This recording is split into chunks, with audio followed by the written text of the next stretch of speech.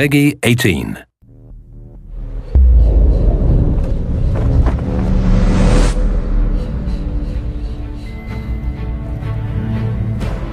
This time around, we have a seamless world, all right? A world without any loading time, a world where you can explore. It's set in a city, a modern city, so it's set in present day. It's set in during one night, and you basically explore this modern city, and you explore Dracula's castle, which is part of the city. So the city has grown around the castle. We have a free camera, which gives you the ability to look around and see if you missed anything. And we have a world that gets progressively opened. As you progress through the story, you will get to explore new areas, and as the city becomes bigger, you'll need to teleport to and from the castle and the city, and you find an item that allows you to do that. And at the end, the whole world becomes connected. This is a modern city that we haven't seen before in a video game, so we're not going to drop Dracula in the middle of Times Square and sort of have him fumble around in New York or anything like that. This is a city very much that fits the Castlevania universe.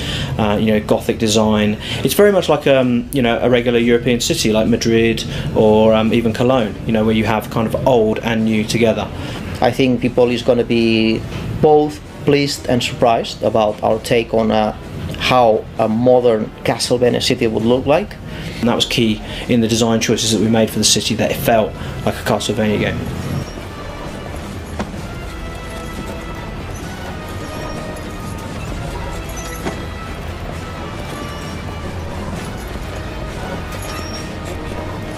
We wanted there to be a lot of variety in the environments, so it felt like it was different in everywhere that you went. Every time you turned a corner there was something new to see, something exciting to see, different lighting, different elements, huge vistas, really cool architecture, statues, that kind of stuff. We are in Spain, in an area called Castile, which is basically castle area, and there are a lot of castles here that we were able to take inspiration from. And of course, Hungary and Eastern Europe and that kind of architecture has very much played into this as well. Transylvania, Wallachia, those kind of areas that are referenced in the game. Many of the design choices that we took are taken directly from real buildings and real architecture. We love New York buildings, neoclassic buildings, and we thought that they were very, very suited for a Castlevania city. I think one of the cool things about Castlevania in general, and certainly about Lords of Shadow, was having the enemies and the variety of enemies that you had. So I think there's lots of very unique boss battles in the game.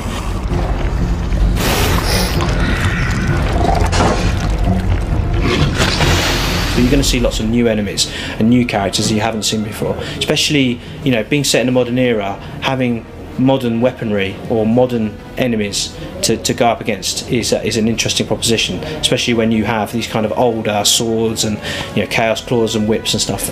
Fighting modern weaponry is something I think that's going to be really exciting.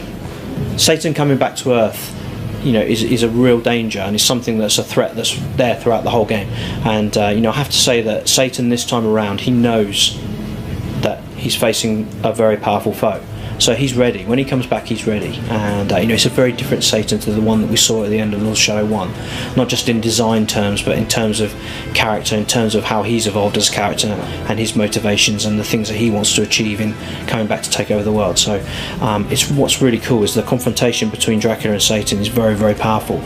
And I think it's going to really satisfy players to see the changes that we've made to Satan as a character.